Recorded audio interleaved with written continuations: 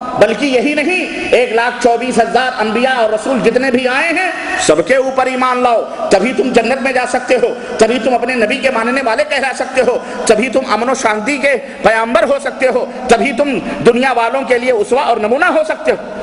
ہے حقیقت کی نہیں ہے؟ لیکن آج یہی عیسیٰ علیہ السلام کے ماننے کا جھوٹا دم بھرنے والے اپنے نبی کے علاوہ ہمارے نبی کو گالیاں دی ہیں، ذلیلوں نے کہ نہیں دی ہیں؟ بتاؤ مجھے۔ ہمارے نبی کی غلط شبیہ بنائی گئی، اسی ڈنمارک کے اندر ہمارے نبی کا استہزاء کیا گیا، مذاق اڑایا گیا، اور آج تک یہ سلسلے جو ہے بدتمیزی جاری اور ساری ہے۔ غور کریں، یہ رواداری ہے، اس کو رواداری کہتے ہیں۔ کوئی امریکہ سے پوچھے، کوئی یورپ سے پوچھے، کوئی مغربی دنیا والوں سے پوچھے کہ جاہلو، حیوانوں، جانوروں، تمہیں رواداری آتی ہے کہ ہم کو آتی ہے؟ ہمارا اسلام تو ہمیں سب کے اوپر ایمان لانے کا حکم دیتا ہے، لیکن تو ایک جھوٹے دین کا ماننے والا حضرت عیسیٰ علیہ السلام کی طرف اپنی نسبت کر کے عیسائی یا یہود کہلانے والے ہمارے نبی کا مذاق اڑاتے ہو، ہمارے نبی کی توہین کرتے ہو، تمہیں شرم اور غیرت نہیں آتی؟ اس سے پتہ چلتا ہے تم نہ حضرت عیسیٰ کے ماننے والے ہو، نہ اللہ کے ماننے والے ہو، بلکہ تم سب کے دشمن ہو، پوری انسانیت کے دشمن ہو۔ تم روادار نہیں ہو، روادار اسلام ہے، روادار مسلمان ہیں، مسلمانوں کا دل کشادہ ہے، مسلمانوں کا سینہ کشادہ اور ان کا دل اور ان کا ظرف وسیع ہے۔ تم بڑے تنگ دل اور تھڑ دلے لوگ اور بدماش اور شرارتی لوگ ہو۔ وَإِذَا قِيلَ لَهُمْ لَا تُفْسِدُوا فِي الْأَرْضِ قَالُوا إِنَّمَا نَحْنُ مُصْلِحُونَ، جب کہا جاتا ہے فساد نہ کرو تو کہتے ہیں ہم فساد نہیں کرتے، ہم ہی سب سے بڑے اصلاح کے علمبردار، یہ اصلاح کریں گے جو دنیا کے اندر فساد پیدا کر رہے ہیں۔ میرے عزیزو، میرے دوستو، اللہ نے فرمایا یا ایھا الناس انا خلقناکم من ذکر و انثی وجعلناکم شعوبا وقبائل لتعارفوا، ساری انسانیت کو، اس میں ہندو بھی ہیں، بدھ بھی ہیں، جین بھی ہیں، بدھسٹ بھی ہیں، یہودی بھی ہیں، نصرانی بھی ہیں۔ ہمارا قرآن اعلان کرتا ہے کہ تم ایک ماں اور ایک باپ سے پیدا کیے گئے ہو، ایک ماں اور ایک باپ سے پیدا کیے گئے ہو۔ تمہیں مختلف خاندانوں، مختلف قبیلوں میں اس لیے تقسیم کیا گیا ہے تاکہ آپس میں محبت، آپس میں پریم، آپس میں بھائی چارگی پیدا کرے۔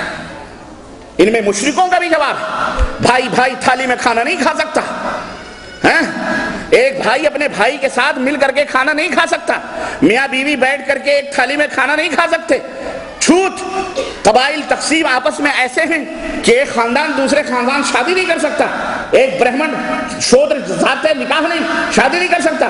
یہی نہیں بلکہ نیچ ذات کا آدمی اگر گیتا اور ان کے اپنے اشلوک سن لے رامائن کے اور دیگر ان کے پوتر کتابوں اور ویدوں کے، تو باقاعدہ منو سمرتی کے اندر یہ بات لکھی ہوئی ہے کہ ان کے اس نیچ ذات کے کان کے اندر جو ہے پگھلتا ہوا سیسا اڈیل دیا جائے تاکہ وہ برباد ہو جائے۔ اگر وہ کوئی نیچ ذات کا آدمی جو انہوں نے بنایا ہے، چمار ہو یا شودر ہو، کوئی بھی ہو، اگر وہ کسی برہمن کی جگہ پر بیٹھ جائے تو اس کا پچھلا حصہ جو ہے یعنی اس کو کاٹ دیا جائے، نعوذ باللہ۔ یہ دین ہے، یہ رواداری۔ لیکن اسلام کیا کہتا ہے؟ یا ایھا الناس، اے دنیا کے لوگوں، ہم نے تمہیں ایک ماں اور ایک باپ سے پیدا کیا ہے، ہم نے تمہیں ایک ماں اور باپ سے پیدا کیا ہے۔ تم نے یہ قبیلے جو خاندان بنائے ہیں یہ صرف تعارف کے لیے ہیں، ایک دوسرے سے تعارف، پہچان ہو تاکہ خلق ملت نہ ہو، پہچان بنی رہے، شادی بیاہ کرو، رشتے ناطے کرو، میل جوڑ رکھو۔ اور سنو، تم میں شریف اور نیک اور بہترین آدمی وہی ہے جو اللہ سے سب سے زیادہ ڈرنے والا ہے، جس کے پاس تقویٰ اور پرہیزگاری ہے، وہی سب سے زیادہ اللہ سے قریب ہے۔ یہ رواداری ہے کہ نہیں ہے؟ بولو، اس سے بڑی رواداری کی کوئی مثال، کوئی دھرم، کوئی مذہب پیش کر سکتا ہے کہ پوری انسانیت کے اندر مساوات و برابری کا درس؟ ایک ہی صف میں کھڑے ہو گئے محمود و ایاز، نہ کوئی بندہ رہا نہ کوئی بندہ نواز، کچھ بھی نہیں۔ یہ اسلام ہے جو اپنے اندر یہ تمام سب قوتیں اور رکھتا ہے۔ میرے عزیزو، رواداریوں کی مزید جھلک اور اس کے نمونے دیکھنے ہوں تو صاحب قرآن، یہ تو قرآن کے کچھ دلائل تھے، اور وقت نہیں ہے، وقت ہے لیکن ہم اختصار کے ساتھ آپ کو، چونکہ موضوع تھوڑا لمبا ہے اس لیے میں ذرا جھلک دکھاتے ہوئے آپ کو چابی دے کے جا رہا ہوں۔ مطالعہ کرنا قرآن کا، مطالعہ کرنا احادیث کا، مطالعہ کرنا سیرت طیبہ کا، صحابہ کی زندگی کا، سلف کی زندگی کا، تاریخ اسلام کا، تب انشاءاللہ آپ کو حقیقت اور واضح ہوگی۔ یہ علم دیا جا رہا ہے اس لیے تاکہ آپ بھی داعی بنو، آپ بھی اسلام کے پیامبر بنو، آپ بھی اسلام کے پریچر بنو، آپ بھی اسلام کے ٹیچر بنو، آپ بھی اسلام کے معلم بنو، ہر مسلمان اسلام کا تعارف کرنے والا بن جائے۔ یہ ہمارا پیغام ہے، یہ ہمارا اپدیش ہے، اور ہماری یہ مشن ہے، اور ہماری یہ مہم ہے، اور ہماری یہی دعوت ہے کہ ہر مسلمان اس سے پوچھا جائے اسلام کا تعارف کیا ہے، تم مسلمان کیوں ہو، اسلام کی ڈیفینیشن کیا ہے، اسلام کیا بات بتلاتا ہے، اسلام کن کن اصولوں پر قائم ہے۔ ہر مسلمان مرد اور عورت کی زبان پر وہ نغمات کلمے کے ہونے چاہیے اور ان تعلیمات کے ہونے چاہیے کہ ہم اس وجہ سے مسلمان ہیں، ہم اس وجہ سے اسلام سے پیار کرتے ہیں، اور اسلام ایسا نہیں، ایسا ہے، ایسا نہیں، ایسا ہے۔ جہاں بھی رہو اسلام کا دفاع کر سکو، اسلام کو بچاؤ۔ کیوں؟ ان تنصروا اللہ ینصرکم، اگر تم اسلام کو بچاؤ گے اللہ تمہیں بچائے گا، اگر تم اسلام کو مٹاؤ گے اللہ تمہیں کبھی اس دنیا میں باقی نہیں رکھے گا، اللہ برباد کر دے گا۔ اس لیے یہ جلسے ہو رہے ہیں، جلوس ہو رہے ہیں، اجتماعات ہو رہے ہیں، مکاتب دعویٰ سینٹرز بنائے گئے ہیں، معلمین ہیں، مدرسین ہیں، یہ صبح و شام جو لگے ہیں صرف اسلام کی تحفظ و بقا کے لیے، مسلمانوں کو تعلیم دینے کے لیے، تاکہ اسلام کے چہرے پر، اسلام کے آئینے پر جو اس طرح سے گندگیاں اچھالی جاتی ہیں، ہم میں ہر ایک مرد ہو یا عورت ہو اسلام کا دفاع کرنے کے لیے کھڑا ہو جائے، اسلام کا دفاع کرنے کے لیے ہاں کھڑا ہو جائے۔ جس طرح نبی آخر الزمان حضرت محمد الرسول اللہ صلی اللہ علیہ وسلم کے زمانے میں جہاں مردوں کا ایک جتھا اسلام کی نشر و اشاعت اور جہاد کے اندر مصروف تھا، وہیں اسلام کی بیٹیوں کا بھی ایک جتھا فاطمۃ الزہرا، خدیجۃ الکبریٰ، عائشہ اور دیگر ازواج مطہرات اور مدینہ اور مکہ کا لے کر ایک جتھا موجود تھا، جن کے دروازوں پر اللہ اکبر بڑے بڑے بڑے صحابہ کرام آ کر درس حدیث لیا کرتے تھے۔ ہماری ماؤں بہنوں کی بھی سنہری تاریخ ہے، تم بھی ہم بھی سب مل جل کر اسلام کے ستون بنے، اسلام کے سپورٹر بنے، اسلام سے محبت کرنے والا، اسلام کی تعلیمات کو دنیا تک پھیلانے والا بنے، تاکہ اللہ کی رحمتیں جس طرح نبی کریم صلی اللہ علیہ وسلم کے زمانے اور اس کے بعد خلفائے راشدین اور اسلاف کے زمانے میں رحمتیں تھیں، اسی طرح ہمیں بھی وہی عزت، وہی مقام، وہی رفعت اور وہی وقار، وہی عظمت ہم کو حاصل ہو جائے۔ اللہ تعالی ہمیں اس کی توفیق عطا فرمائے، آمین یا رب العالمین۔ میرے عزیزو، نبی کریم صلی اللہ علیہ وسلم کی سیرت طیبہ میں اگر آپ دیکھیں گے تو پوری کی پوری زندگی رواداریوں میں نبی علیہ الصلوۃ والسلام نے گزاری۔ اب وہ درگزر جس نبی کا اوڑھنا بچھونا تھا، معاف کر دینا جس نبی کا وتیرہ اور طریقہ تھا، مظلوموں، بے کسوں، بے بسوں اور اسی طرح بے سہاروں کا جو ہر قدم پر سہارا تھا، جو نبی کا تاج پہننے کے باوجود بھی حلف الفضول کی آرزو کرتا تھا۔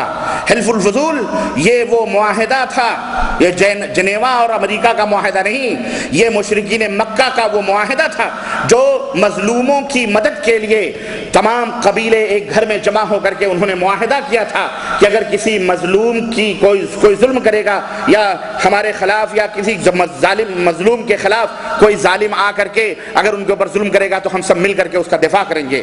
وہ نبی زمانے جاہلیت میں ہونے والے اس عہد و پیمان کو نبی بنانے کے بعد بھی آرزو کرتا تھا کہ کاش آج بھی اگر اس طرح کا معاہدہ کافروں سے کہیں بیٹھ کر کے ہو تو میں اس کے اندر شریک ہو جاؤں گا۔ اللہ اکبر۔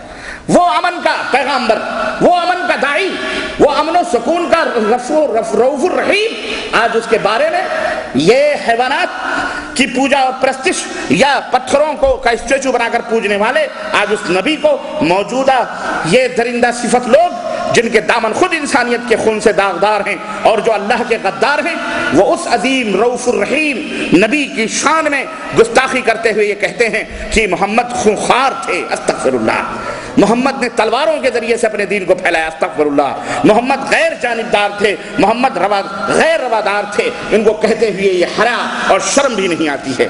دوستو، میں نبی کریم صلی اللہ علیہ وسلم کی حیات طیبہ کے تعلق سے بہت گوشے ہیں، صرف رواداری کے تعلق سے چند باتیں آپ کی خدمت میں رکھنا چاہ رہا ہوں۔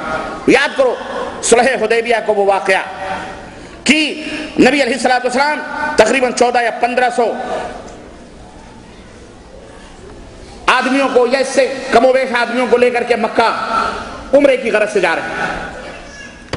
صلح حدیبیہ راستے میں کفار مکہ نے روکا اور کہا کہ ہم آپ کو اس سال مکے میں داخل نہیں ہونے دیں گے۔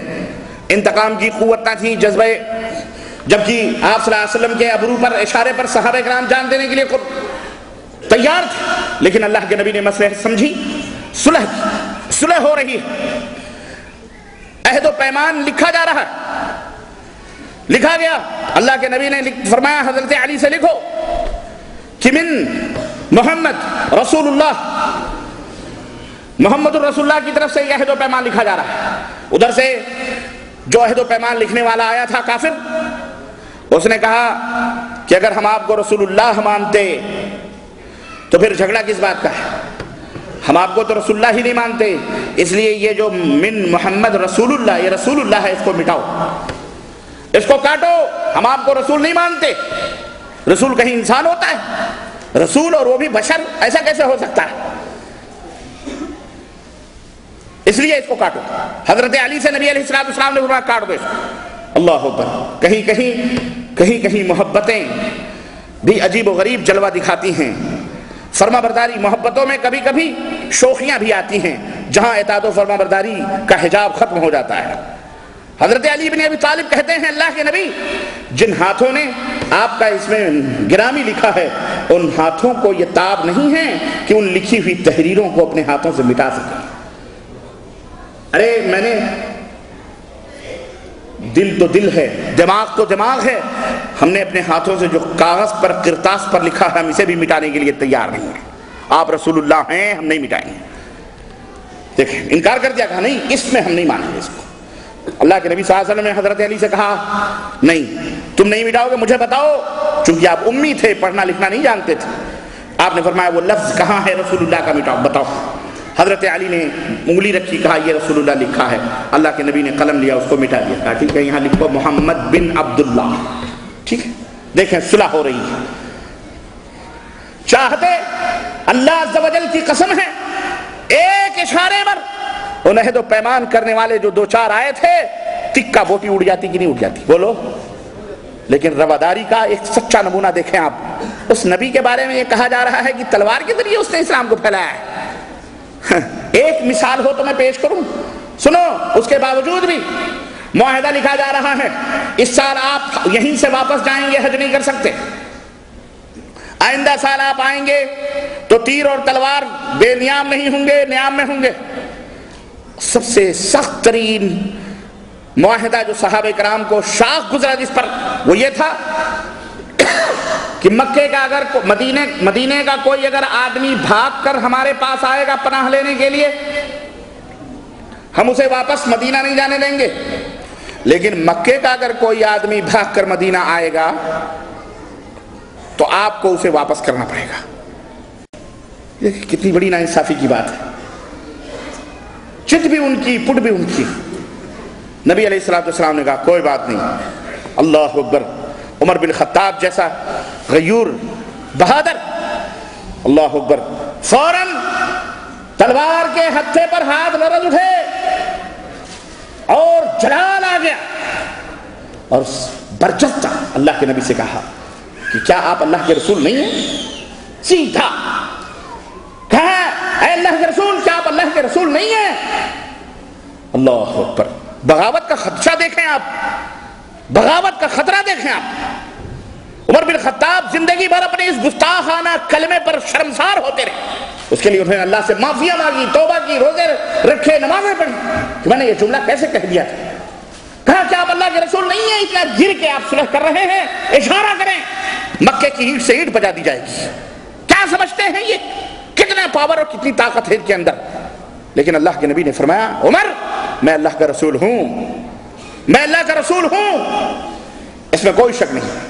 اطمینان بھی نہیں ہوا، دوڑے ابو بکر صدیق کے پاس گئے، کہا ابو بکر اتنا ذلت کے ساتھ صلح ہو رہی ہے کہ مکے کا کوئی آدمی بھاگ کر کے اگر مدینہ جائے تو واپس کرنا پڑے، اور مدینے کا کوئی آدمی مکہ جائے واپس نہ کرے، یہ کھلم کھلا دہشت گردی اور گنڈا گردی کیا ہے یہ؟ ہنستے ابو بکر سے کہنے لگے کیا ہمارے نبی رسول اللہ نہیں ہیں، اللہ کے بھیجے ہوئے پیغمبر نہیں ہیں؟ ابو بکر نے کہا عمر کیسی باتیں کر رہے ہو، یقیناً وہ اللہ کے رسول ہیں، وہ جو صلح کر رہے ہیں اس کے اندر بھی مصلحت ہے، اللہ کا وہی حکم ہوگا، کیونکہ ہمارا نبی اللہ کے حکم کے بغیر کوئی کام ہی نہیں کرتا ہے۔ اللہ اکبر۔ آپ رواداری کی یہ مثال دیکھ رہے ہیں، آپ آپس میں بغاوتیں لی جا رہی ہیں، لیکن عہد و پیمان کیا گیا خون خرابے سے بچنے کے لیے۔ اللہ کے رسول صلی اللہ علیہ وسلم نے عہد و پیمان کیا، اور جسٹ کچھ دنوں کے بعد حضرت ابو جندل جو ظلم و ستم کی چکیوں میں مکے کے اندر پس رہے تھے، ابو جندل پابجولہ ہو کر ہاتھوں میں بیڑیاں پہن کر بھاگ کر بکریاں چراتے چراتے اونٹوں چراتے چھوڑ کر مدینے کی طرف پہنچے. جسم لہو لہان ہے، خون بہ رہا ہے. بابا جونا ہاتھوں میں بیڑیاں مدینے کے صحن مسجد میں اللہ کے رسول صلی اللہ علیہ وسلم کے پاس پہنچے اور پیچھے پیچھے کفار بھی ان کو دوڑاتے ہوئے مدینہ پہنچ گئے.